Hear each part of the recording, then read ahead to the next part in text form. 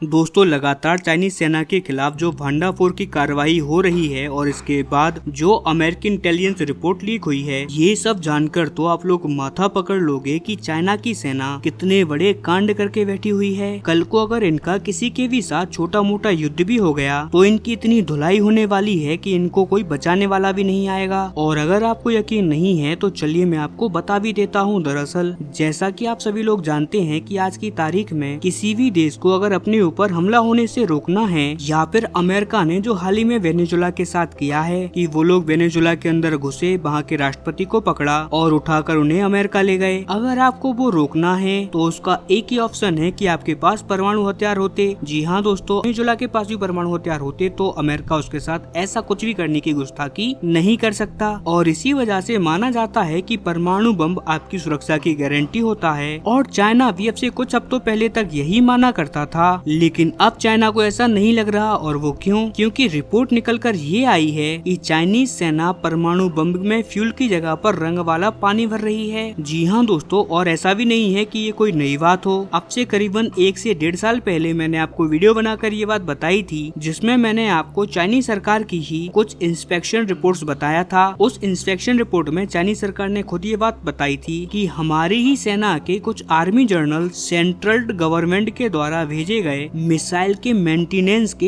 अरबों अरब डॉलर खा गए हैं। और जब मिसाइलों के अंदर फ्यूल डालने की बात आई तो उन्होंने मिसाइलों में फ्यूल की जगह पर पानी डाल दिया। लेकिन उस टाइम पर तो ये पानी की कलर की वजह से पकड़ लिए गए थे। साफ साफ दिखाई दे रहा था कि वहाँ पर कोई फ्यूल या कोई ऑयल नहीं है, बल्कि ये तो सीधा साधा पानी है। मैं आपको बता दूं कि चाइना की मिसाइलें चलती हैं लिक्विड फ्यूल से। जी हाँ दोस्तों, चाइना की ज्यादातर ICBM मिसाइलें लिक्विड फ्यूल से चलती हैं, यानी कि वो मिसाइलें जो परमाणु हथियार ले जाती हैं। लेकिन इस बार तो इन चाइनीज ऑफिसरों ने कुछ नया इन्वेंशन ही कर लिया। दुनिया तमाम की अलग अलग रिपोर्ट में बताया गया है कि एक नया ही आविष्कार हो चुका है चाइना के अंदर भ्रष्टाचार को लेकर। इन्होंने मिसाइल के फ्यूल की तरह ही दिखने वाला एक कलर बनाया और उसे पानी में मिक्स कर दिया और मिसाइलों के अंदर वो भर दिया, ताकि कल को अगर इंस्पेक्शन होता है, जांच अधिकारी आए और वो उसे खोलकर देखें तो उस कलर से उन्हें ये लगे कि देख लो ये तो फ्यूल ही है। इस बार तो इन्होंने सही काम किया है, पानी नहीं डाला है मिसाइलों में। लेकिन इस बार भी इनका ये आविष्कार फेल हो चुका है और ये पकड़े गए हैं। इतना ही नहीं, इससे भी ज्यादा सरप्राइजिंग बात तो ये है कि मिसाइलों के जो सिलोज होते हैं, जब उन्हें खोलने का ट्राई किया गया तो वो खुलने का नाम ही नहीं ले रहे थे। अब जो लोग नहीं जानते कि सिलो क्या होता है, तो मैं आपको बता दूं कि जब भी मिसाइलों को लॉन्च किया जाता है या मिसाइलों को कहीं तैनात किया जाता है तो वो इसी प्रकार के कुछ अंडरग्राउंड बंकर के अंदर रखी जाती है, जिन्हें की साइलो कहा जाता है या सिलो कहा जाता है। और इसी जगह से इन्हें लॉन्च किया जाता है। और कल को मान लीजिए कि चाइना किसी देश के ऊपर परमाणु बम गिराना चाहता है तो उन्हें इन मिसाइलों से हमला करना होगा। लेकिन उससे पहले चाइना को साइलो का ढक्कन ओपन करना होगा, जो कि एक तरीके से सेफ्टी का काम करता है। लेकिन जब भी इन साइलों के ढक्कन को ओपन करने का ट्राई किया गया तो पता लगता है कि मिसाइलों की साइलो तो जंग खा चुकी है। कितने ही साल हो गए हैं उन्हें खुलकर चेक ही नहीं किया गया। और मेंटेनेंस का जो पैसा मिलता था इन जर्नलों को, वो पूरी तरीके से ये जर्नल्स खा गए हैं। 1% भी इनका इंस्पेक्शन नहीं किया गया। और इसी वजह इंस्पेक्शन के दौरान जब मिसाइल को लॉन्च करने का ड्रिल कंडक्ट किया गया, यानी कि एक प्रैक्टिस कंडक्ट की, तो वो ढक्कन ही ओपन नहीं हो रहा था। इतना ही नहीं, जंग की वजह से उनकी ज्यादातर मिसाइलें भी खराब हो चुकी हैं। कई मिसाइलें तो लॉन्च होने की कंडीशन में ही नहीं है। कई मिसाइलों के इंजन बहुत ही ज्यादा बुरी तरीके से खराब मिले। इससे आप समझ जाइए कि PLA यानी कि पीपल लिबरेशन आर्मी, यानी कि चाइना की सेना भ्रष्टाचार के मामले में किस तरीके से डूबी हुई है। और क्या वो कारण है कि लगातार चाइना के अंदर उनके ही सैन्य अफसरों को गिरफ्तार किया जाता है। लेकिन यहाँ पर हैरानी की बात ये नहीं है कि इन्होंने भ्रष्टाचार किया है। यहाँ पर हैरानी की बात तो ये है कि चाइनीज सरकारों के ऑफिसरों की जो कमाई होती है साल भर की, जो उन्हें तनख्वाह बोनस दिए जाते हैं और जो उन्हें सुविधाएं दी जाती हैं, वो पूरी दुनिया में सबसे ज्यादा बेस्ट है। यानी कि अमेरिका की सेना के ऑफिसरों को भी वो तनख्वाह, वो बोनसेस नहीं मिलते